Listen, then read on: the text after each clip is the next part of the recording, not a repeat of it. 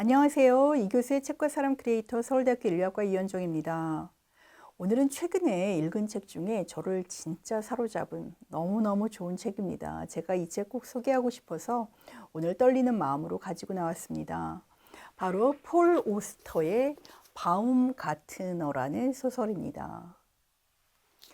바움가트너는요, 독일어로 바움가트너라고 해서 나무와 이것을 이제 가꾸는 사람, 다시 말해서 정원사라는 의미를 가지고 있지만 이 책에서는 사람의 성씨입니다. 마치 우리가 스미스라는 성이 블랙스미스라는 대장장이에서 오고 또 테일러라는 성이 재봉사라는 이름에서 온 것과 마찬가지죠. 이 책은 폴 오스터의 마지막 작품입니다. 그가 병에 걸려서 이제 죽음을 앞두고 있으면서 그는 2년 전, 그러니까 2024년도에 77살로 영면을 했는데요. 그렇게 죽음을 앞두고 있으면서 자신이 병상에서 마지막으로 써내려간 그러한 소설입니다. 그래서 그런지 몰라도 이 죽음을 앞둔 사람에게서 느낄 수 있는 어떠한 남다른 통찰과 깊이 그리고 은은함이 이 책을 가득 메우고 있습니다. 폴 오스터는 1947년에 뉴저지주에서 태어난 미국의 소설가입니다. 그는 컬럼비아 대학에서 문학을 공부했고요. 그리고 프랑스에서 잠깐 살다가 다시 미국으로 돌아와서 작가 생활을 했습니다. 그의 작품은 아주 많이 있습니다. 그 중에서도 뭐 뉴욕 3부작이라든지 우연의 음악 등등 많은 책들이 우리나라에도 한글로 번역되어 있고요. 그리고 그는 무엇보다도 아주 독특한 이야기꾼인데요. 다시 말해서 탐정소설의 외피를 쓰면서도 내용은 어떤 실존주의적인 그러한 깊이를 다루는 아주 독특한 양상의 소설을 쓰고 있습니다. 그리고 문체도 저는 참 좋아하는 문체입니다. 다시 말해서 감정을 많이 넣지 않고 툭툭 던지듯이 간결하게 쓰는 문체인데요. 하지만 그 문장 속에서 우리는 뭐랄까요, 어떤 재미를 느끼기도 하고요. 요란하지 않은데 울림이 깊은 문장이라고 할 수 있죠. 또 깊이 있는 사유를 또 발견하게 되기도 합니다. 소설은 아내를 사고로 잃고 10년째 혼자 살면서 이 늙은 노교수가 겪어가는 일상의 이야기 그리고 그의 기억들로 이루어져 있습니다. 이렇게 이야기하면 이 소설이 좀 지루하지 않을까 뭐 이런 생각을 하실 수도 있을 것 같은데요. 전혀 그렇지 않습니다. 이 소설은 정말 제가 아까도 말씀드렸듯이 최근에 제가 읽은 소설 중에서 어떤 면에서는 가장 재미도 있고요. 또 마음에 깊은 울림을 주는 그러한 소설이었는데요. 이 노교수 바움가트너는요. 아침에 일어나서 여동생에게 전화를 10시에 해야 된다는 것을 생각해냅니다. 그래서 일을 하다 말고 전화를 걸러 가는데 그때 마침 다른 곳에서 또 전화가 옵니다. 그래서 그 전화를 받고 있다가 전화를 걸어야 된다는 것을 잊어버리고 좀 있다가 다시 전화를 걸어야 된다는 걸 생각하는데 또 냄비를 태우고 또 전화를 걸어야 된다고 생각하는데 갑자기 벨이 울려서 나가보니 우체국 직원이 와서 소포를 건네주고 내가 무엇을 하려고 했지? 라고 생각하던 중에 또 가스 검침을 하는 직원을 만나게 되고 이러한 일들이 벌어집니다. 이게 앞부분인데요. 그러면서 이 바움가트너는 자신이 그 사랑하는 아내를 잃게 됐었던 그 아내는 바다에서 수영을 하다가 익사사고로 그만 젊은 나이에 세상을 떠나고 말았는데요. 그 사고를 통해 아내를 잃어버리게 됐던 경험, 그리고 그 아내와 자신과의 어떤 이야기, 아내가 남겼던 시들, 그리고 아내가 적은 옛날 이야기들, 그런 것들을 들여다보면서 과거에서 현재로 또 현재에서 과거로 심지어 아내와 자신의 가족들의 이야기까지 거슬러 올라가곤 합니다. 아내를 잃은 지 10년이 지났지만 그는 마치 환지통, 그야말로 예를 들어서 다리가 아파서 다리를 잘라냈는데 다리를 잘라낸 곳이 여전히 있는 것처럼 아픈 것을 우리가 환지통이라고 하는데요. 이처럼 아내를 잃어버렸지만 마치 아내가 그 자리에 있는 것처럼 느껴지는 그것을 환지통이라고 표현을 하면서 자신이 상실했지만 그 상실 이후의 삶을 살아가는 모습에 대해서 기록하고 있습니다. 제가 한 부분을 읽어보도록 하겠습니다. 10년 뒤 바움가트너는 제정신이 아니었던 처음 그 몇 달 이후로 정말이지 자신에게 변한 게 거의 없다는 사실에 놀란다. 물론 달라진 척했고 일단 바닥에서 몸을 일으켜 자기 발로 서고 다시 걷기 시작하자 다시 살아있는 자들의 세계로 돌아간 것처럼 보였다. 다시 수업을 이어갔다. 한 달 뒤에는 조심조심 일로 돌아가 보았고 이어 본격적으로 다시 뛰어들었고 그 결과 책이 한 권 나왔고 이어 두 번째 책이 나오고 이제 세 번째 책이 나왔다. 그의 인생의 다른 어떤 10년보다 높은 생산성이었다. 오랜 우정은 깊어졌고 새로운 우정이 생겨났으며 다시 애나와 침대에 있다고 상상하곤 하던 침울한 자위의 막간극을 제외하면 금욕적 정지 상태에서 1년을 보낸 뒤에는 거의 40년 만에 처음으로 여자들을 쫓아다니기 시작했다. 이런 생명신호 또는 생명신호로 보이는 것들 때문에 친구들은 고무되어 바움가트너가 애나 없이 힘껏 밀고 나아갈 방법을 찾아냈다고 믿게 되었다.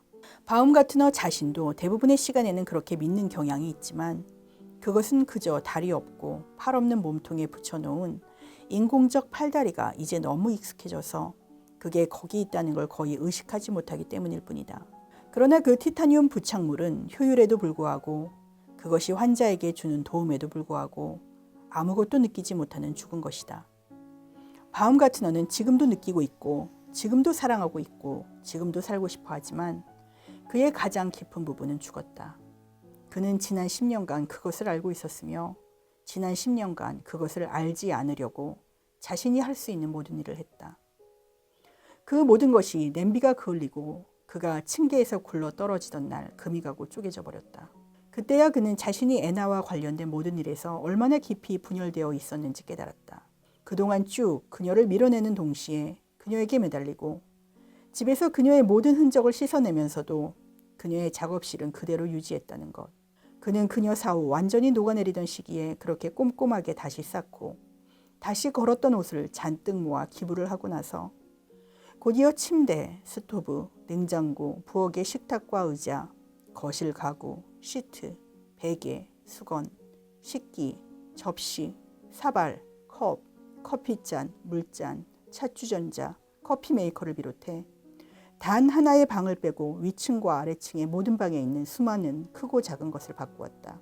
그러나 이제는 그가 그 방에 들어가는 일이 거의 없었음에도 그녀는 여전히 집안에 그와 함께 있었다. 가까운 곳, 때로는 지나치게 가까운 곳에, 그러나 늘 시야 바로 너머에 잠복해 있었다. 그러다 4월의 그 불행한 오후에 그가 부엌 테이블 의자에 앉아 바닥에 놓인 시커매진 달걀 삶는 냄비, 그가 굳이 없애버리지 않았던 한 가지 물건을 보고 있을 때 그녀는 갑자기 그에게로 튀어나왔고 그는 애나와 함께 표류하며 시간을 좀 보낼 수 있는 기회를 환영하는 대신 그녀를 걷어차버렸다. 너무 잔혹하게 아무 생각 없이 격한 태도로 그녀를 쫓아버리는 바람에 그도 자신이 한 짓에 화들짝 놀랐다. 그 다음에 마당에서 개똥집바귀가 지렁이를 삼키는 광경이 나타났고 곧이어 금이 가기 시작했다. 그때야 9년하고 8달 동안 서로 파괴하는 두 개의 모순된 정신상태 사이에서 살아보려고 애쓴 뒤에야 자신이 이 모든 일을 얼마나 철저하게 엉망으로 만들었는지 깨달았기 때문이다. 산다는 건 고통을 느끼는 것이다. 그는 자신에게 말했다. 고통을 두려워하며 사는 것은 살기를 거부하는 것이다. 2달 뒤 그는 환지통 에세이를 쓰는 일에 파묻혀 있다. 은유적 적합성이 점점 분명해졌기 때문에 그는 그것을 환지통이라고 부르게 되었다. 이게 어디로 튈지 지금 시점에서는 알 수 없고 이걸 끝낼 수 있을지조차 의심스럽지만 당장은 이것이 어떤 욕구를 충족시켜주고 있으며 이것만으로도 그에게는 뇌지도, 감각수용체, 신경회로 연구를 계속해 나갈 동기가 된다. 이것은 정신적, 영적 통증을 몸의 언어로 번역하려는 노력의 한 부분이다. 그는 죽은 자식을 애도하는 어머니와 아버지, 죽은 부모를 애도하는 자식, 죽은 남편을 애도하는 여자, 죽은 아내를 애도하는 남자를 떠올리며 이들의 고통이 신체 절단의 후유증과 얼마나 닮았는지 생각해 본다. 사라진 다리나 팔은 한때 살아있는 몸에 붙어 있었고 사라진 사람은 한때 다른 살아있는 사람에게 붙어 있었기 때문이다. 계속 살아가는 사람이라면 자신의 절단된 일부, 자신의 환상에 속하는 부분이 여전히 깊고 지독한 통증의 원천일 수 있다는 것을 발견하게 된다. 어떤 치료가 가끔 이 증상을 완화해 줄 수는 있지만 궁극적 치료법은 없다. 네, 이 소설은 현재와 과거의 일상 사이를 자유롭게 오갑니다. 1968년 처음으로 그 아내를 만나서 두 사람이 사귀게 되고 그리고 아내가 어떠한 위험한 순간에 처했을 때 그가 같이 살기로 제안을 하면서 결혼하게 된 이야기. 그리고 또 실패한 혁명가이자 양장점을 하고 있었던 아버지에 대한 기억, 또 아내와 함께 아이가 없이 살아왔지만 오래도록 함께 했었던 여러 가지 즐거운 기억들까지 패치워크처럼 이어집니다. 또 중간중간 아내가 썼던 글들, 그리고 또 바움가트너 그 자신이 썼던 글이 들어가 있습니다. 그는 앞서 제가 읽은 부분에서 말했듯이 아내가 죽은 뒤에 마치 급하게 그것을 회복하려는 사람처럼 이 사람 저 사람과 짧은 연애를 하지만 그것은 성공하지 못하고 나중에 가서야 그와 그의 아내에게 아주 소중한 친구였던 주디스라는 사람, 그 사람은 또 좋지 않은 남편과 이혼해서 혼자 살고 있었는데요. 그 사람과 친구 사이였지만 점점 사랑에 빠져서 청혼을 하기로 결심을 합니다. 결국 주디스는 바움가트너와 결혼하는 것을 동의하지 않고요. 지금 이대로의 자유로운 관계가 좋다고 하면서 그 이후로 얼마가 함께 잘 지내는 듯 보였지만 곧 다른 더 젊은 남자를 만나게 되고 심지어 이 지역을 떠나게 됩니다. 이처럼 삶은 어찌 보면 점점 기억력도 떨어져 가고 하나하나 부서져 나가는 그러한 삶의 모양인 것 같습니다. 특별히 해야 할 일은 없고 물론 여전히 교수 생활을 유지하고 있지만 학생들을 만나면서 매일같이 레포트에 코멘트를 달아주는 것, 이것을 계속해야 될까 아니면 은퇴를 해야 될까 고민하는 시점에 다다랐습니다.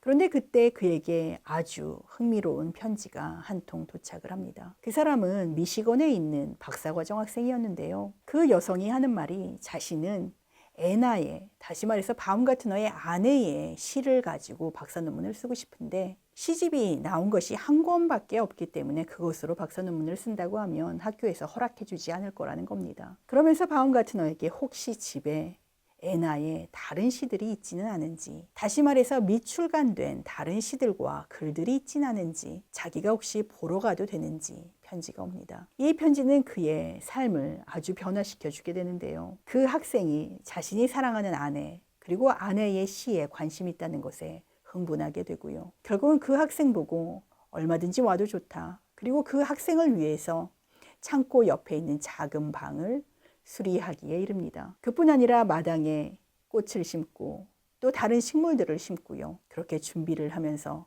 조마조마 무슨 일이 생겨서 못 오게 되지는 않을까, 혹은 그 학생이 차를 직접 몰고 온다고 할 때 굳이 차를 몰고 오지 말고 기차를 타고 오는 게 낫지 않을까 등등의 상상과 생각을 뻗어나갑니다. 제가 또 이 부분을 한번 읽어보도록 하겠습니다. 이제 방문이 확정되었고 또 이제 플로레스 씨와 그의 동료들이 차고 숙소 수리 작업을 시작했기 때문에 바움가트너는 뒷마당도 어떻게 좀 해보기로 결정한다. 11년을 방치했더니 황폐해진 꽃밭은 잡초와 썩어가는 덤불의 음울한 전초기지가 되었다. 그 11년 동안 그는 봄과 여름마다 남자 고등학생을 고용하여 그와 애나가 전 소유주들에게 물려받은 점점 녹이 슬어가는 오래된 수동기계로 잔디만 깎게 했을 뿐이다. 그러나 베브 코언이 포로드의 임시 거주자가 되기 직전인지라 그녀의 미래 집주인은 강렬한 원예적 갈망이라는 마력에 사로잡혔다. 예전에 애나가 집 관리를 책임졌을 때는 마당에 꽃과 관목이 있었다. 지나치게 공을 들이지도 않았고 돌보기에 크게 부담스럽지도 않았지만 밝은 색깔들과 서로 대조를 이루는 모양들과 다양한 녹색 색조가 잡다하게 어우러져 그런대로 보기 괜찮은 땅 한 평을 이루고 있었다. 이제 10월 중순이니 1년 중 관목과 알뿌리를 심기에 가장 좋은 때라 바움가트너는 땅이 얼고 겨울이 오기 전에 공격에 나서 시든 줄기와 죽은 덤불을 모조리 뽑아버리고 빌어먹을 정원 전체에 새로 식물을 심는 것을 목표로 삼고 있다. 그렇게 되면서 지금까지 몇 장 동안 보이지 않던 에드 파파도플로스, 바움가트너가 층계에서 넘어진 날 그에게 그토록 친절했던 전직 야구선수이자 현직 검침원이 이 이야기에 다시 들어오게 된다. 이 근육으로 이루어진 탑 같은 인물은 인정이 많고 선량하여 그날 약속한 대로 바움가트너의 무릎에 댈 커다란 얼음 봉지와 지하실에 끼울 새 전구들로 무장하고 다시 왔으며 바로 돌아가지 않고 바움가트너를 위해 잽싸게 저녁까지 만들더니 나중에는 설거지까지 했다. 둘은 그 이후 1년 반 사이에 친구가 되었으며 그 기간에 바움가트너는 이 젊은이의 결혼식, 지난 봄의 일인데 상대는 미치라는 이름의 명랑한 금발의 여행사 직원이었다. 결혼식에 참석했고 신혼부부에게 근처에서 가장 좋은 중국, 멕시코, 이탈리아 식당에서 공들여 준비한 저녁을 사주었으며 에드가 PSENG를 그만두고 아버지와 조경 사업을 함께 하겠다는 결정을 지지해 주었다. 에드는 이제 그 일을 한 지 거의 1년이 되었는데 바움가트너가 갑자기 그의 전문적 능력의 지원을 요청하자 젊은 수습사원 둘과 함께 매일 아침 나타나 뒷마당을 철저하게 손보고 정원의 지난날의 광채를 되살리는 일을 한다. 이제 매일 계속되는 패턴이 생겼다. 플로레스 씨와 그의 동료들은 하루 종일 차고를 들락거리고 에드와 그의 동료들은 마당에서 일하는 것. 두 작업 현장이 서로 아주 가까워 영역이 겹치기 때문에 두 무리는 돌아다니다 자주 마주친다. 한쪽은 자기들끼리 스페인어로 말하는 세 남자로 이루어져 있고 다른 쪽은 영어로 대화하는 세 남자로 이루어져 있다. 어느 쪽 조수들도 상대쪽 조수들과는 이야기를 나눌 수가 없다. 하지만 여기에는 같은 팀 라틴 아메리카 선수들, 영어를 한마디도 알지 못한 채 그린고의 땅으로 실려온 도미니카 공화국과 멕시코와 파나마와 베네수엘라 출신의 그 모든 어리벙벙한 아이들과 의사소통을 하기 위해 일삼아 스페인어를 배웠던 마이너리그 A 투수 출신 에드 파파도플로스가 있으니 어느 순간 그는 앙헬 플로레스나 그의 두 조수와 그들의 모어로 이야기를 나누고 있다. 한편 바움가트너는 에나의 원고를 모두 모아 오랜만에 다시 읽어나가고 있다. 그는 어휘에 포함되어야 할 시를 고른 뒤 제쳐놓은 시들에 관한 생각은 하지 않았다. 그것들이 시집에 포함된 작품들 수준에는 이르지 못하니 출간하지 않은 게 나을 것이라고 확신했기 때문이다.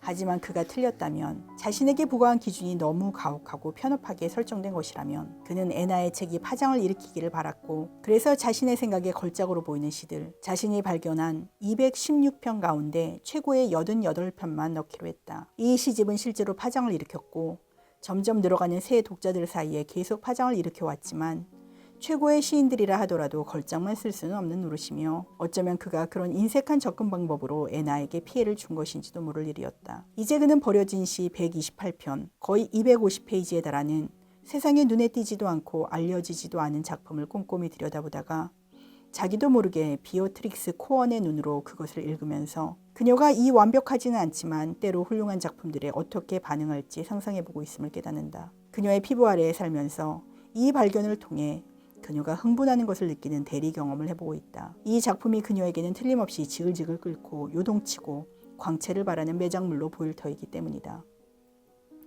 진짜 멍청이가 따로 없다. 바움가트너는 혼잣말을 한다. 어휘의 후속작으로 두 번째 모음집을 엮지 않다니 도대체 무슨 생각을 한 건가.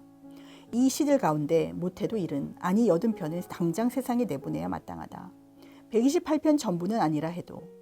그리고 언젠가, 실제로 언제일지는 아무도 모르지만 머지않은 미래 언젠가 두 책이 커다란 한 권짜리 전집으로 묶이며 재구성되어야 한다.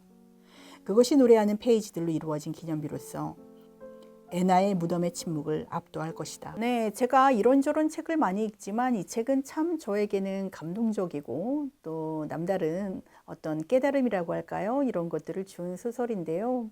특히 요즘에 날씨가 이제 따뜻해져서 햇빛이 들어오는 창가에 앉아서 이 책을 읽어도 좋고, 또 커피를 마시면서 부엌 식탁에 앉아서 읽어도 좋고, 또 소파에 기대서 읽어도 좋은 그런 책이었던 것 같습니다. 이 소설은 무엇보다 두 가지 점을 저에게 생각하게 해줬는데요. 첫 번째는 상실 이후에 살아가는 삶에 대한 것입니다. 우리는 상실이라고 하면 그 다음에 어떠한 슬픔을 생각하게 되고 잃어버린 결핍을 생각하게 되고 그 다음에 도저히 삶을 살아갈 수 없을 것처럼 느끼게 됩니다. 그것은 우리가 사랑하는 사람을 죽음으로 잃게 되거나 아니면 또 다른 어떠한 고통스러운 경험을 하게 될 때 당연히 갖게 되는 감정인데요. 그런데 또 놀랍기도 하고 또 너무나 당연하기도 한 것은 상실 이후에도 삶은 계속된다는 겁니다. 이 소설은 너무나 사랑하는 아내 에나를 잃은 다음에 어떤 면에서 기억력도 떨어지고 괴팍한 그런 모습을 보이기도 하고 허둥지둥 되기도 하고 멍청해 보이기도 할 정도의 이 노교수 바움가트너가 그럼에도 불구하고 상실 이후의 삶을 지속해가는 모습을 그려내고 있습니다. 폴 오스터는 비극을 낭만화하거나 또 어떠한 모습으로 해결하려고 하지 않습니다. 그는 오히려 아주 덤덤하게 상실 이후의 삶을 조용하게 그리고 따뜻하게 그려내고 있습니다.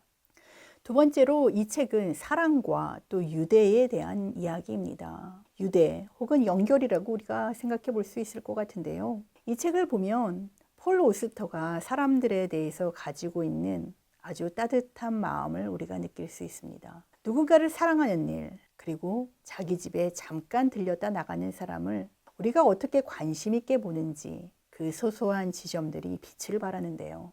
예를 들어서 우리는 우리 집에 방문하는 우체국 직원이라든지 아니면 우리가 마트에서 만나는 종업원들을 그들의 눈빛이 얼만큼 빛나는지, 그들의 살결이 또 얼마나 고운지, 그들이 얼마나 고운 말씨를 쓰는지, 멋진 단어를 쓰는지 이런 것들에 별로 주의를 기울이면서 살지 않습니다. 하지만 폴 오스터의 문장들은 그가 얼마나 주인공이 아닌 다른 사람들에 대해서도 따뜻한 유대의 마음을 갖고 있는지, 그리고 그 연결이 얼마나 우리에게 중요한지를 죽기 직전에 마지막 소설을 쓰면서 그가 말하고 싶었던 메시지가 아닐까, 저는 또 그렇게 생각을 해보았습니다. 이 소설을 다 읽고 나면 마치 어떤 따뜻한 차를 쌀쌀한 밤에 마시는 것처럼 몸 안에서 어떠한 부드러우면서도 따뜻한 기운이 올라오는 것을 느낄 수 있습니다. 여러분들께 꼭 한번 읽어보시라고 제가 진심으로 추천하는 작품이고요.